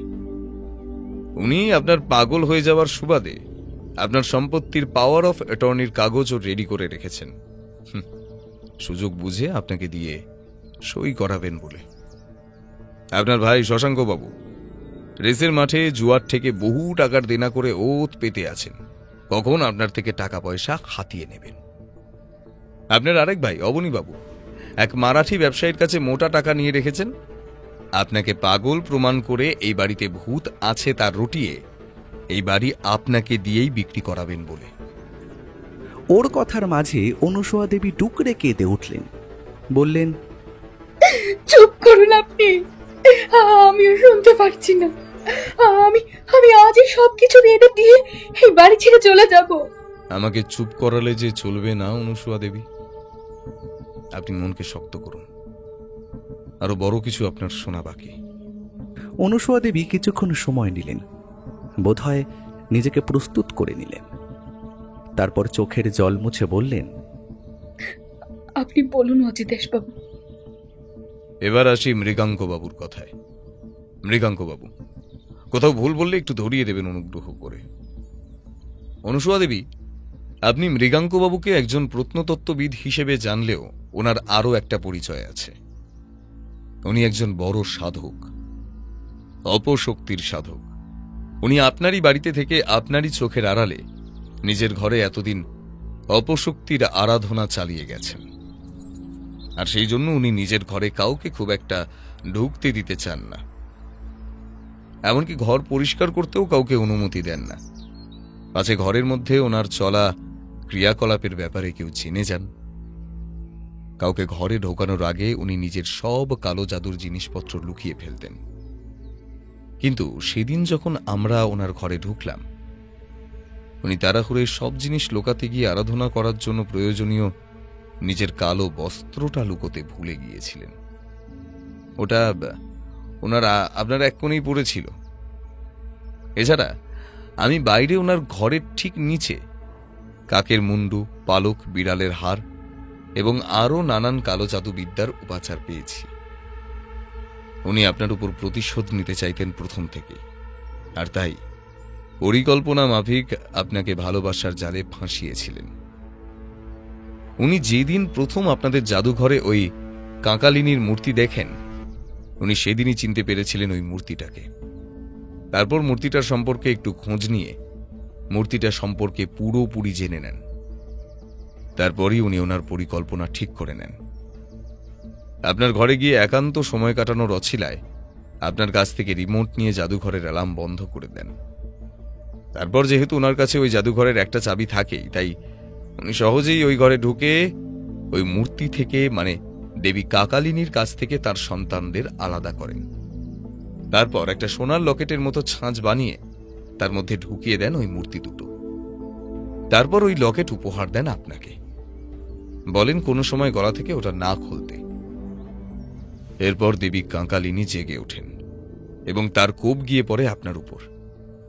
দেবী কাঁকালিনী বারবার আপনার গলার ওই লকেটের বাঁধন থেকে ওনার সন্তানদের মুক্ত করতে চাইছিলেন। দেবী আপনাকে হত্যা করে ওনার সন্তানদের মুক্ত করতেন। হ্যাঁ, এমনকি আপনাকে সাহায্য করতে চাওয়ায় উনি আমাদের উপরও হামলা করেন। ও হ্যাঁ, উনি আপনার বোনকেও নিজের প্রেমের জালে ফাঁসাচ্ছিলেন জানেন। আমিও আমার বন্ধু কালকে গভীর রাতে আপনার বোনের ঘরে ওনাকে ঢুকে দরজা বন্ধ করতে দেখেছি। এবার বলুন মৃগাঙ্ক বাবু, আপনার কি বক্তব্য? কোথাও কিছু ভুল বললাম না তো? হ্যাঁ হ্যাঁ, আমি করেছি। অনুসূয়া সেনের বাবার জন্য আমার কেরিয়ার ধ্বংস হয়ে গিয়েছিল। আমার বাবা আত্মহত্যা করেছিলেন, আমাদের জীবনটা কষ্টে ভরিয়ে দিয়েছিলেন অমলেন্দু সেন।